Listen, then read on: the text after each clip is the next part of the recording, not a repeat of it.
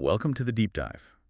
So we've got this really interesting source material here today. It's basically a window into what's happening in crypto right now. Yeah, our main source is this crypto intelligence report dated June 13th, 2025. Right. And you should think of this report as like a snapshot, a high-res one. It's Yeah. really designed to cut through all the day-to-day noise, show you where the money's actually going, which projects are, well, actually working, getting traction, and what big external things are shaping the market. And our goal here, our mission for this deep dive, is to take your source, this report, and really pull out the most crucial signals, the trends, the facts that genuinely matter. What does this report, this specific one, tell us about the market today? It's kind of a peek at where the smart money and the actual builders are putting their focus. Exactly. It helps us look beyond just the price ticker, doesn't it? Understand the currents underneath. So we're going to cover things like, where the big players, the whales, are moving funds, which projects are actually bringing in revenue. That's a big one. Oh, yeah. What new ideas or narratives are bubbling up, and maybe some important dates or events right around the corner. Okay, let's get into it. Let's unpack this report. Yeah. And I think, well, maybe the best place to start is where the report seems to put a lot of weight tracking the big fish. Yeah. The smart money, those huge whale movements. Right. So according to this, where was the capital flowing just before June 13th? Okay, so the report flagged some significant smart money flowing into a few specific tokens. This was over the 24 hours they looked at. Z apparently saw the biggest single inflow they mentioned, almost $950,000. Her wife was up there too, over $250K. Okay.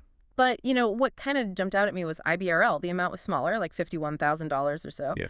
But the report specifically called it out as a potential signal of institutional interest. That's interesting. Oh, okay. Institutional. That's the key word. Definitely. And GIZ also saw some inflows, about $17,000, which they highlighted within the top AI projects they track. That IBRL detail, that is interesting, isn't it? Yeah. That specific mention of institutional interest. Yeah. It feels like a theme that kind of weeds through the whole report in different places. It does. But okay, tracking inflows is just one side, right? Right. What about tracking massive positions, especially short positions? That tells a very different story about how people are feeling. Yeah, absolutely. What did the report show there? This is where it brought in a pretty big note of caution, actually. Okay. It highlighted one whale, just one, who had apparently opened these huge short positions totaling $320 million. Whoa. Across the majors like Bitcoin, Ethereum, Solana, and another token they called HYPE. $320 million short. Yeah. And at the same time, they saw multiple large whale wallets depositing a lot of USDC, nearly $40 million onto this platform called Hyperliquid. Okay, hang on. $39 million in USDC onto Hyperliquid. Now, for anyone not super deep in the weeds here, Hyperliquid is a big decentralized exchange, right? Mostly for leverage trading. That's exactly right. Spot on. So the implication is? Well, the report interpreted that big USDC deposit, combined with those massive shorts, as basically getting ready for leveraged plays. And given they were shorting, the thinking is these are probably bets that prices are going down, or at least that things are going to get really volatile. Wow. Okay, $320 million in shorts, plus almost $40 million ready for leverage. I mean, that can definitely put some pressure on the market. For sure. What else did they see on the whale front? They also called out one specific, very large Ethereum whale. This one was holding a persistent short position of 40,000 ETH. 40,000 ETH. What was that worth then? At the time, yeah, around $111 million. And the report even noted the liquidation price for that specific position. It was sitting at $2,938. Okay, so they know exactly where that huge position gets into trouble. Right. And that scale of shorting, it's not just random noise, It's a significant bet from a major player, and it directly fed into how the report assessed the overall market risk. It really shows, well, clear conviction from some very large players, doesn't it? Yeah. Okay, so moving on from the big bets and capital flows, there was a section in this report that felt, particularly important. It focused on something we seem to be seeing more and more of. Projects that are actually generating revenue. Yes. This feels like such a fundamental shift. It absolutely is. It totally changes the conversation, right? It moves it away from just being about tokenomics and hype and speculation to looking at actual business models, tangible value. So who did they highlight? Well, Hyperliquid, the exchange we just talked about with the USDC deposits. Right. They noted it as generating the highest revenue in crypto overall. Oh, highest overall. Wow. Yeah. And what's really fascinating there is that apparently 97% of that revenue is used for token buybacks. 97%. Back into the token. I mean, that's a powerful way to create value right there. Yeah, it really is. It's not just making money, it's directly benefiting the people who hold the token. Okay, who else? What other revenue generators did they point out? Orca, which is a pretty well-known DAX. On Solana. Right. They mentioned it reporting $14 million in monthly fees. Now, their direct revenue was lower, maybe $1.7 million. But the report pointed out their fee-to-market cap ratio is actually like 5 times higher than Jupiter's. Suggesting it's more efficient relative to its size. Kind of, yeah. Yeah. Suggesting significant efficiency for its valuation. Chef in Hell was another one that stood out. $2.5 million in weekly revenue. Weekly, which, projects out to a pretty hefty $130 million a year. And Dodo saw a new all-time high in trading volume. Hit $1.56 billion in a single day. That was a 160% jump. These aren't just ideas on a white paper, are they? These are actual businesses with users, activity, pulling in real money. Exactly. Tangible results. And it wasn't just the big established players, was it? The report also mentions some, emerging projects showing that same revenue potential. Yes, they did. Tokyo Beast apparently hit a $1 million revenue milestone recently. RDAC is seeing consistent bi-weekly revenue somewhere in the $50K to $60 range. Okay. And crucially, they're also using that revenue to fund ongoing token buybacks. Sort of like the Hyperliquid model, just maybe on a different scale. Interesting. That buyback model seems to be catching on. It does. And then there was Grind, which was a bit different. They showed $4,600 in physical sales in just 40 minutes. Physical sales. Like actual stuff. Yeah, seems like it. It's a different kind of revenue, obviously, but it's still tangible value being generated that's linked to the crypto project. That is fascinating. Seeing this focus on actual tangible value getting more attention. It really feels like the space is, growing up a bit, moving beyond just concepts to execution. I think so, too. And what's really interesting is how this focus on utility and revenue connects directly to some of the bigger emerging narratives the report highlighted. Absolutely. I mean, these revenue models, they're often built on top of new tech shifts, new use cases, right? Right. So the report pointed to AI mixed with crypto infrastructure as a major narrative that's gaining steam. AI and crypto infra. What examples did they give? Well, Iris launched as the first, quote, virtual project on Ethereum. It's backed by Nethermind, who are pretty big players. Okay. And it's basically creating a platform specifically for AI agents to operate on. And they mentioned multiple AI agents like Stratos and Themafia AI are already launching on this virtuals platform. So AI agents actually running on Ethereum infrastructure. Seems like it. And Inference Labs partnered with OpenPads specifically to bring AI-powered analytics into Web3. So it's not just talk about AI, it's building the actual plumbing and the apps for AI to really plug into crypto. Yeah, the nuts and bolts. What other narratives did they see growing? Real-world assets, RWAs. Tokenization. That continues to expand significantly. We hear a lot about that. Yeah, and the report highlighted Plume's mainnet launch, which brought several RWA integrations online, and we saw a very specific example with Novastro announcing they tokenized a luxury villa in the south of France. Wow, tokenizing actual property. Yeah, making a physical asset tradable on a blockchain. And Ondo Finance, they're a pretty prominent RWA player focused on tokenizing things like U.S. treasuries. Right, traditional finance stuff. Exactly. They expanded their OUSG treasury fund onto the XRPL ledger, just broadening access to what they offer. Tokenizing houses, bringing T-bills onto the blockchain. I mean, these feel like huge steps in, sort of bridging the gap between crypto and the existing global economy. They really are. And this often seems to go hand in hand with institutional interest, right? Which is another big theme in the report. It definitely was. The report gave several solid examples of institutional money and significant backing coming into this space. Okay, funding rounds mentioned. Sendai got $9 million in seed funding, and they integrated with OpenLedger and Fella. Hyperion got strategic investments from big names like OKX Ventures and Marana. Okay, OKX Ventures, Marana, those are known players. Yeah. And RCM raised $14 million. What's notable there isn't just the amount, but they featured a partnership with NVIDIA. The NVIDIA, like the chip company. Yes, that NVIDIA. And they apparently boast over 30 patents. So that signals deep tech and pretty major corporate connections. NVIDIA involved. That's a huge validator, isn't it? Especially for anything touching AI or heavy computation. Massive signal. And the report listed other key partnerships suggesting broader mainstream and institutional adoption is happening. Go on. Stripe, payments giant. Yeah, of course. They acquired Privy, which is a wallet infrastructure provider apparently used by 5 million websites. So that's major fintech getting directly involved in crypto plumbing. Wow, 5 million websites using Privy. Okay. Then, a major Australian bank was testing blockchain tech with Chainlink and Visa. So you've got traditional finance giants right there. Chainlink and Visa, yeah.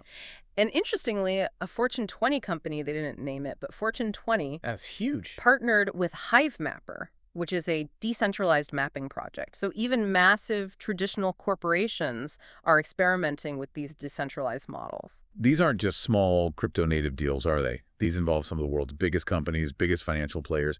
It really feels like that quiet build people talk about is maybe accelerating into something much more visible, more impactful. It really does feel that way because it represents like real-world integration, validation beyond just speculation or niche crypto stuff. Yeah. Okay, so we've covered a lot. Smart money flows, those risky whale bets, the big shift towards revenue generation, the cool emerging narratives like AI and RWAs, and solid proof of institutional and corporate involvement. Let's bring it back to the immediate market picture. What about upcoming events? What were the key price levels and the overall risk assessment they flagged for the big assets? Okay, yeah, the report gave snapshots for Bitcoin, Ethereum, and Solana as of June 13th. For Bitcoin, it was trading around $104,425, down just a bit. Okay. The report saw $108K to $110 as the immediate resistance zone, the ceiling, and $103K as critical support to hold. And the risk. The risk, they noted, was specifically that those huge short positions we talked about earlier. Yeah, the $320 million one? Right. That could potentially trigger a short squeeze if the price started moving up strongly against them. Ah, okay. Got it. What about Ethereum? ETH was at $2,510. It had seen a bigger dip over the previous 24 hours. The report's target breakout level was between $2,800 and $2,900. Support was identified down in the $2,400 to $2,500 range. And any catalyst mentioned for ETH? Yeah, the continued ETF inflows.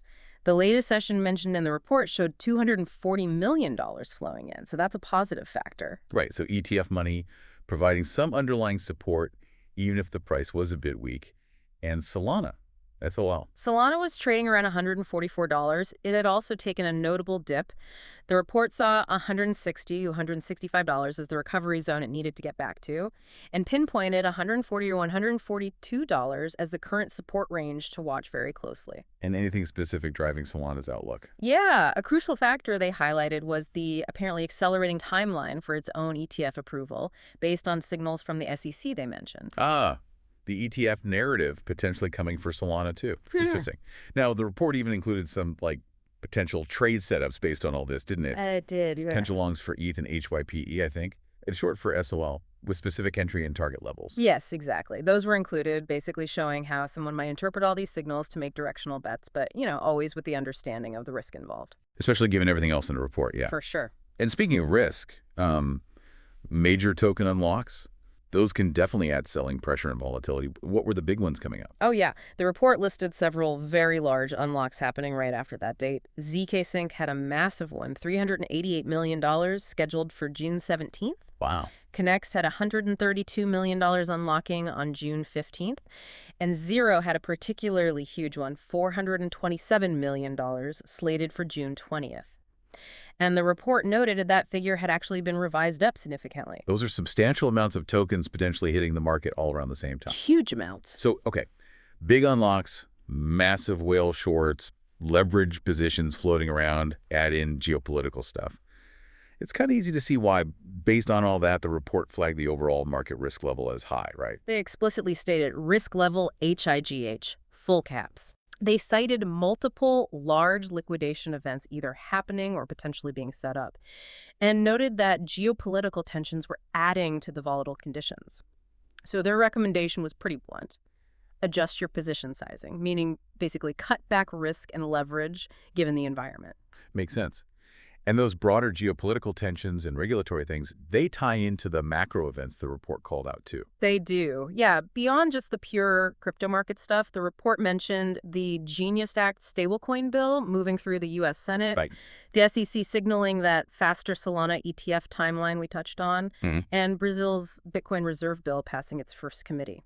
So government and regulatory moves adding, well, potential opportunities, but also policy risks, uncertainty. Exactly, layers of complexity. Yeah. And they also specifically called out the Israel-Iran tensions at the time as a source of volatility spikes in the market. Okay, so it's a really complex picture they painted. You've got this high-risk, immediate environment driven by these huge positions, the upcoming unlocks, external macro events. Yet underneath all that, the report also points to these positive underlying signals, like the smart money flows we saw, the increasing focus on actual revenue, real institutional interest showing up, and these tech narratives advancing. Yeah, I think that's a really fair summary. And the report seems to capture that immediate, kind of choppy, volatile environment, Right. while also highlighting these longer-term, more fundamental shifts that seem to be, building strength quietly in the background. Okay, great. So let's just quickly pull together the main signals, the key insights we've extracted from diving into this daily intelligence report from mid-June 2025. Let's do it. We looked at those specific smart money inflows Right. into tokens like Z and, importantly, IBRL, showing where capital was actively going. We saw those massive whale short positions and the leverage plays that were creating significant immediate market risk. Yep. And we highlighted that really critical shift the report pointed to, projects generating real revenue, using Hyperliquid, Orca, ShiftFL as prime examples. Right, and noting those emerging revenue stars too, like Tokyo Beast and RDAC. Exactly. Then we explored the expanding narratives AI meets crypto infrastructure and the growth of real-world asset tokenization, featuring projects like Iris, Plume, and Ondo. And super importantly, we saw concrete examples of significant institutional backing. Through those funding rounds, major corporate partnerships involving huge names like NVIDIA, OKX, Stripe, Visa, even a Fortune 20 company. Yeah, that institutional piece felt really solid. And finally, we touched on that immediate market snapshot they provided. Key price levels for Bitcoin, ETH, Solana, the warning signs from those big upcoming token unlocks, and the macro events regulation, geopolitics that, combined with the whale activity, led the report to assess the environment as high GH risk, mostly due to potential liquidations and volatility. And understanding these specific points, these signals from a source like this report, it's just incredibly valuable, isn't it? Because it helps you, the listener, look beyond just the price charts. It gives you the context, the why behind potential market moves. And it shows you where the fundamental shifts in crypto are genuinely happening. Yeah. It's about spotting the important signals in all that daily noise. Yeah, it's about connecting the dots, really, between the money, the tech, and what's happening in the wider world. So here's maybe where it gets really interesting. If you look at everything in this snapshot from June 2025, you see clear, growing institutional interest, right? Through the funding, the partnerships. Undeniable. And you see this significant rise in projects actually generating real revenue, building tangible value. It really raises a big